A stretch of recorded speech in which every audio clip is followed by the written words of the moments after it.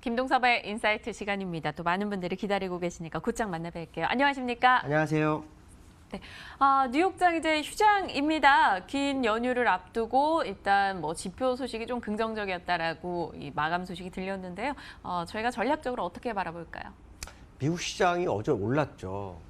되게 당황스러울 수 있을 것 같습니다. 어제 오른 이유는 두 가지입니다. 두 가지. 하나는 제가 이제 쓰기는 소매 판매, 그러니까 소비가 증가가 돼서 그게 이제 시장을 이끌어줬다. 그런데 그 안에 하나가 또 있죠. 트럼프 대통령이 뮬러 특검으로부터 면죄부를 받았다. 이런 느낌을 줬습니다. 이게 의미가 어마어마하게 큽니다. 왜 크냐면요. 첫 번째로는 트럼프가 자기의 불확실성을 이제 해소를 한 거예요. 물론 민주당에서는 지금부터 시작이다라는 표현을 쓰고 있지만 해소가 됐어요. 근데 어제도 지표가 중국 지표가 좋아했는데 많이 못 올라갔었죠. 오늘 새벽에도 오르기는 올랐는데 이 추세선을 치고 가지 못합니다. 트럼프 이슈가 해소가 되는 과정인데도 완전히 치고 가는 양봉이 못 나옵니다.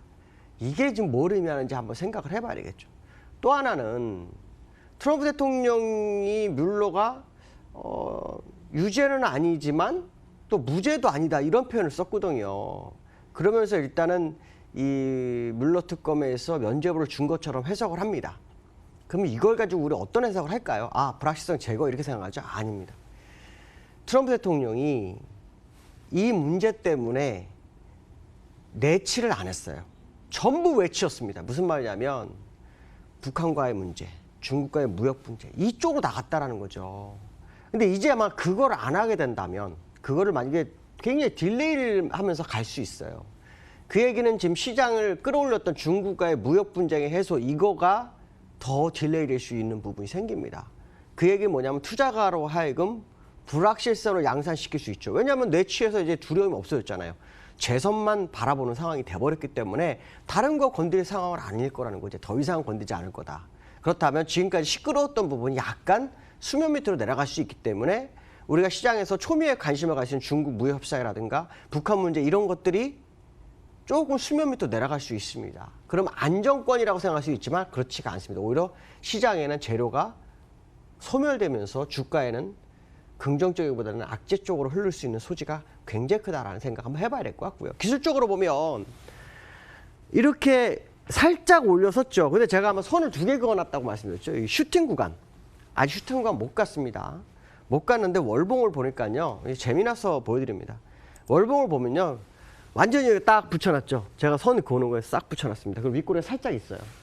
자, 이렇게 되면 진짜 다음 달이 얼마나 중요할지를 보여주고 있고요. 이달도 월봉이 한 주하고도 3일 더 남았어요. 그러니까 그 사이에 월봉이 어떤 게 나오는지 보셔야 됩니다. 이게 돌파가 되는지 안 되는지. 근데 중요한 것은 뭐냐면 중국과의 무역 분쟁 상황에서 문제가 됐던 지표에 대한 거. 중국의 뭐 GDP라든가 또 미국의 소매 지표 또 이런 부분들이 해결되는 좀 되는 모습으로 가는데도 불구하고 지금 상황은 완전히 돌파하지 못하고 있다.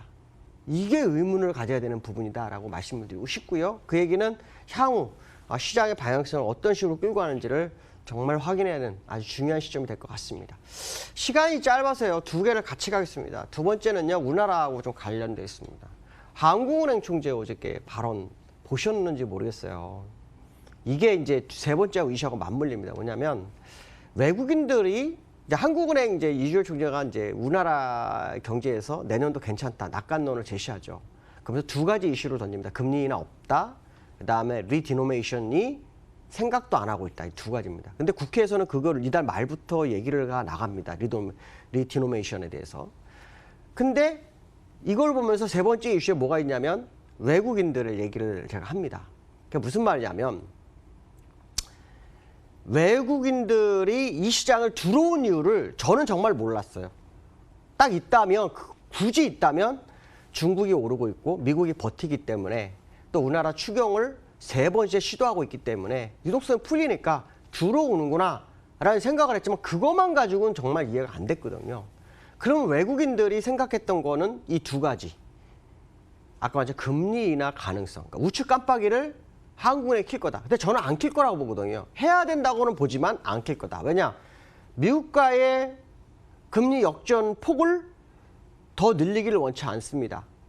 그러면 두 번째로 할 수 있는 게 뭐였죠? 리디노메이션이라는 겁니다. 리디노메이션이라고 뭐냐면 화폐 개혁 얘기인데 이거 안 한다고죠. 이거 사실 굉장히 민감한 문제인데 제가 왜 이 얘기를 하냐면요. 이상하게 이게 거슬립니다. 왜냐하면 지금 금리 인하라든가 규제를 푼다든가 해서 경기를 할 수 있는 상황이 아니니 이걸 통해서 인플레이션을 가져오거나 부양을 할 수 있는 소재가 되거든요. 그렇다면 내년에 있는 우리나라의 정치적 이슈가 있다 한다면 그 전 사이, 내년 4월과 지금 사이에 할 수 있는 카드가 이거 하나밖에 안 보인다라고 말씀드리고 싶고요.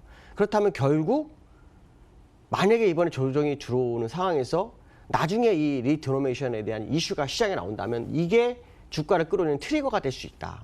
그러니까 제가 항상 재료를 찾는다라고 말씀드렸죠. 큰 재료를 찾는데 그 재료가 될 수도 있는 부분입니다. 그렇다면 지금 만약에 조정이 들어오는 건 필연일 수도 있다는 생각을 한번 해봐야 될 필요성이 있지 않을까 이렇게 말씀드리고 싶습니다. 오늘 여기까지 하겠습니다. 감사합니다. 김동섭의 인사이트로 저희 한 주 준비한 순서 모두 전해드렸습니다. 때로는 너무 큰 그림만 보고 바깥 풍경만 바라보면 바로 발 아래 꽃핀 줄 모르고 지나갈 때가 많습니다. 지금은 개별 종목 또 어떤 꽃이 필지 그런데 좀 더 집중하는 시간으로 꾸려가야 되지 않을까 싶네요. 양지수 빨간불 켜는 지금입니다. 다음 주 월요일 이 시각 또 웃으며 인사드릴게요. 시청해주신 여러분 고맙습니다.